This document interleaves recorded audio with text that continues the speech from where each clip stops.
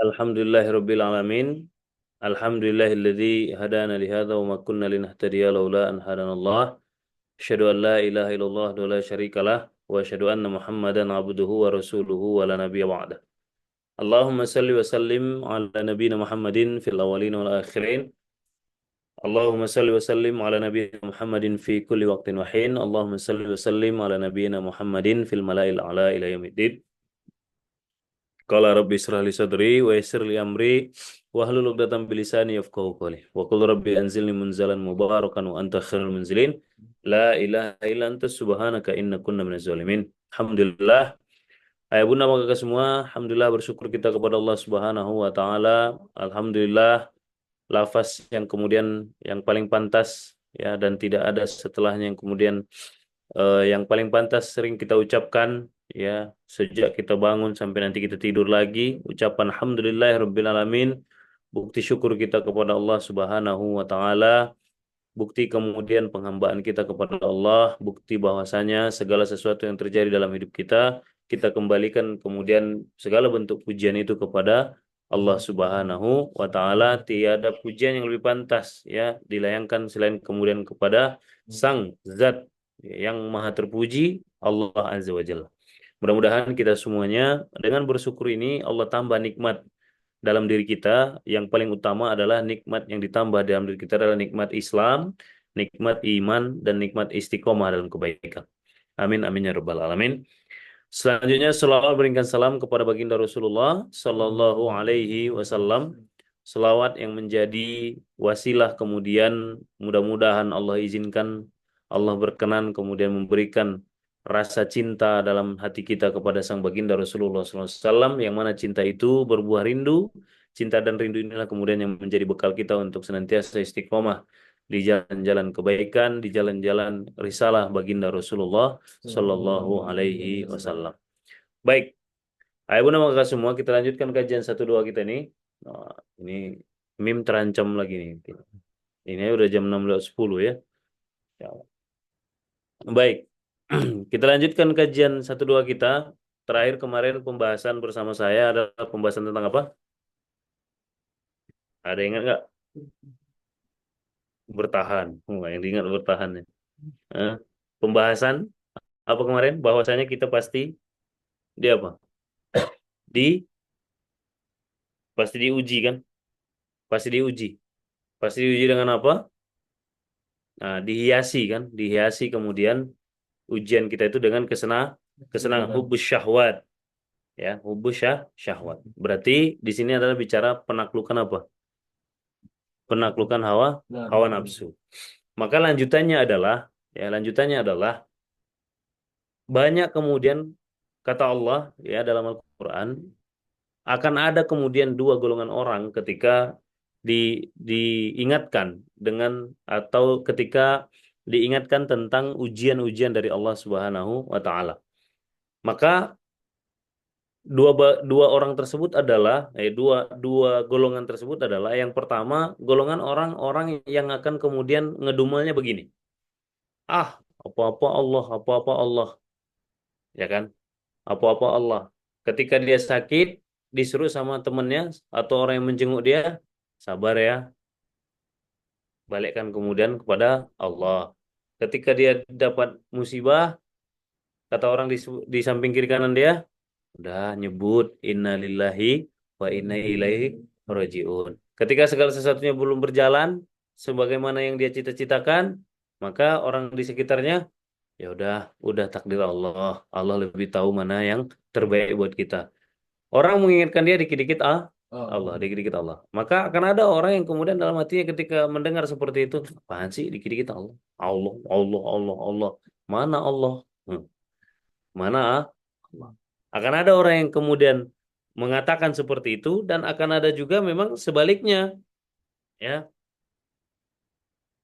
sebaliknya apa tuh? Kalau kemudian kalau kemudian yang diingatkan kepada dia bukan perkara Allah, tapi perkara Tuhan dalam tanda kutip Tuhan yang lainnya. Apa tuh Tuhan yang lainnya? Berarti bukan berpulangnya kepada Allah. Contoh misal, kalau dia sakit tadi, nggak diingetin kemudian biar sabar, ini kehendak Allah. Bukan begitu misalkan orang datang. Tapi kalau dia sakit, yang dicari sama orang apa? Kenapa sakit? Gini-gini. Oh iya, gara-gara itu tuh. Oh, nah, biasanya dia senang dengan hal-hal yang kemudian apa? Menyalah, menyalahkan orang lain. Kalau dia itu sifatnya musibah atau ujian, dia nyalahkan orang lain. Tapi kalau dia sifatnya kemudian itu sebuah kenikmatan, maka yang dia puji-puji siapa? Dirinya dirinya sendiri. Itu namanya dia mengadakan Tuhan-Tuhan yang lain. Jadi nggak istirja, dia nggak berpulang kepada Allah. Bukan kemudian alhamdulillah ala kulli halin wa nikmatin. Kalau dia lagi dapat nikmat alhamdulillah, kalau dia lagi dapat sakit juga alhamdulillah. Nggak kayak gitu. Tapi dia kemudian memilih apa? Kalau dia sakit, dia cari-cari alasan, dia salah-salahkan orang lain atau pihak lain atau faktor lah lain. Pokoknya dia blaming, nyalah-nyalahin. Dan ini biasanya enak kan? Lebih enak kan untuk kemudian menyalahkan orang lain daripada bersabar. Mana lebih enak? Hah? Menyalahkan orang lain kan? Benar nggak? Itu kayaknya lebih menyenangkan dan lebih melegakan hati. Betul ya? Ketika ada sesuatu dalam hidup kita yang tidak sesuai dengan apa yang kita cita-citakan, lebih enak nyalahkan orang lain daripada kemudian beristighfar. Lebih nikmat, lebih lega nampaknya nyalahkan orang lain, nunjuk ke orang daripada nunjuk ke diri sendiri. Nah, inilah ciri-ciri orang-orang yang kemudian dikuasai oleh hawa hawa nafsunya, gitu loh. Hawa nafsunya. Maka di mana itu tercantum di surat Az-Zumar ayat 45. 3945. A'udzubillahi minasyaitonirrajim. Wa idza dzukirallahu wahdahu ma'azzat qulubul ladzina la yu'minuna bil akhirah wa idza dzukiral ladzina min dunihi idza hum yastabshirun. Yastabshirun. Apa itu yastabshirun? Gembira, girang, demen mereka gitu. Apa artinya ini? Dan apabila yang disebut hanya nama Allah, jadi apabila kemudian dalam segala sesuatu kehidupan dia disebutkan, diingatkan dia tentang nama Allah, apa apa yang terjadi? Kesal sekali hatinya. Dalam hatinya kesal banget. Apaan sih dikit-dikit Allah, dikit-dikit Allah. Lu mah dikit-dikit Allah, dikit-dikit Allah. Gitu loh. Pernah ketemu orang begitu? Kalau pernah ketemu orang begitu, jauh-jauh ya. Lu mah dikit-dikit Allah, dikit-dikit Allah. Surga banget sih lu, ya kan? Dikit-dikit Allah, dikit-dikit Allah, dikit-dikit surga, dikit surga. Gi sono. Ya kan? Nah, ini orang Al-Quran udah menyampaikan seperti itu. Akan ada memang orang-orang yang dikit-dikit kalau diingatkan kepada Allah, dikit-dikit diingatkan kepada Allah. Ini kajian satu doa, Allah mulus yang dibahas. Nah, misalkan begitu ya.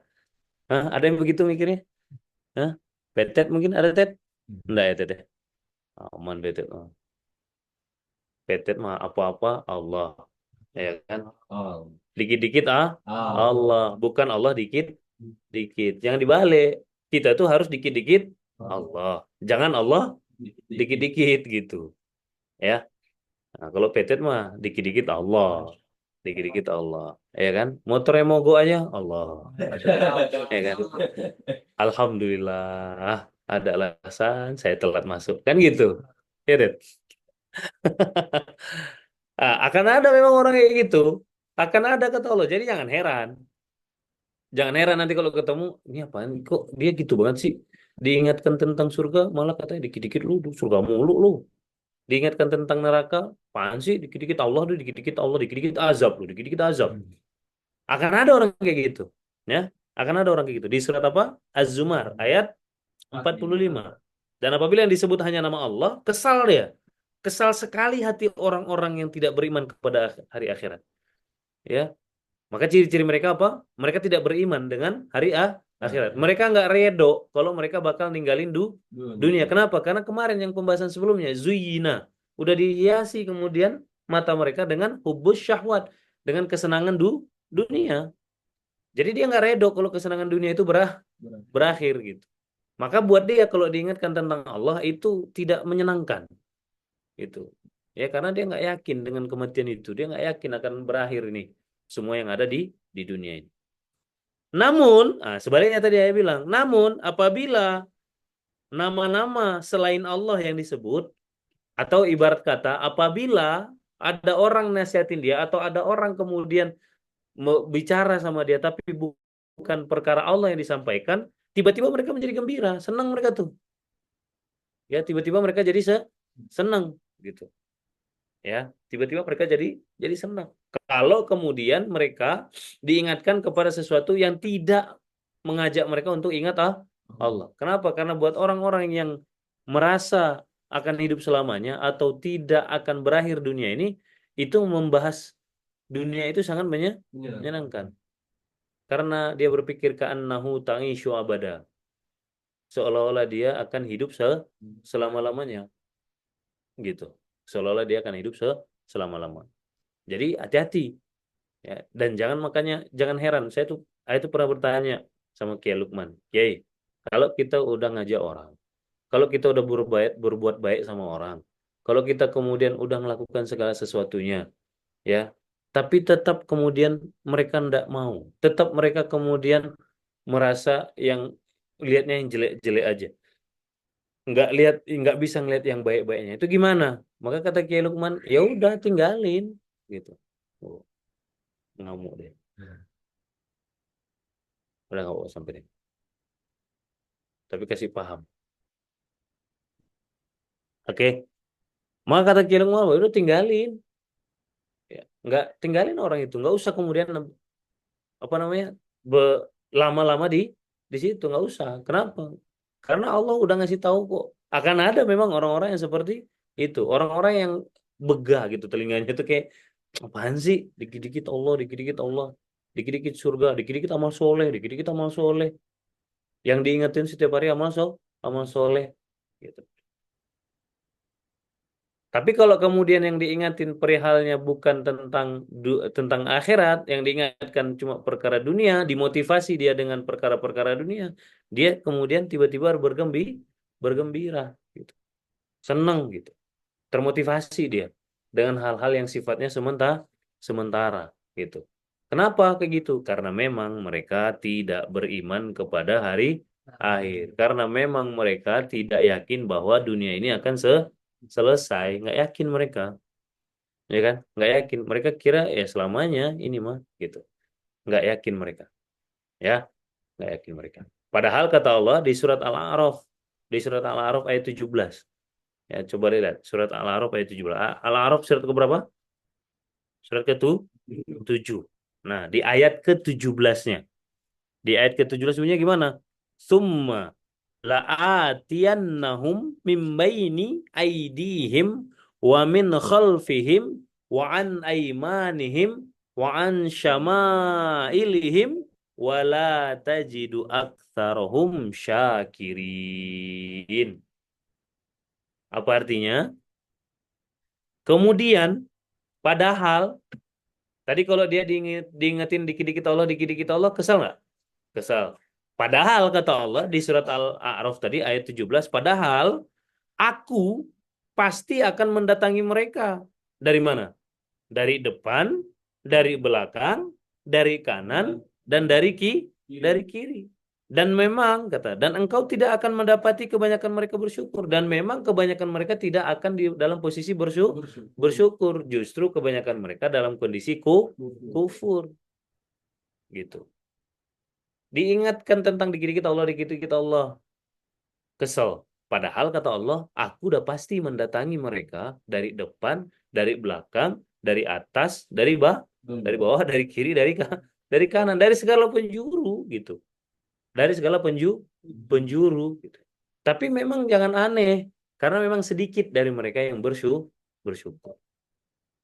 Sedikit dari mereka yang bersyukur. Sedikit dari mereka yang kemudian bersyukur, alias mengucapkan alhamdulillah. Ya, sehingga mereka tidak yakin dengan itu. Ya, mereka tidak percaya dengan itu. Maka apa pelajarannya buat kita? Maka yakinilah sebaliknya. Inilah bukti bahwa yang saya maksud alhamdulillah ala kulli halin wa ni'matin. Udah segala sesuatunya alhamdulillah, balikkan kepada Allah. Ini loh maksudnya. Udah balikin lagi kepada Allah. Kenapa? Karena yang mendatangi kita dari depan itu siapa? Allah. Yang mendatangi kita dari belakang itu siapa? Allah. Yang mendatangi kita dari kanan? Allah. Dari kiri? Allah. Bukan maksudnya ini kemudian Allah datang dalam artian kemudian secara fisik enggak, tapi segala sesuatu yang terjadi baik itu dari depan, dari belakang, dari kanan, dari kiri itu atas kemudian kehendak Allah. Makanya memang harus dikit-dikit Allah, bukan Allah dikit-dikit gitu. Inilah bukti bahwa memang harus dikit-dikit Allah. Iya, karena memang apa yang terjadi, kita nih ada musuh di depan, ya Allah.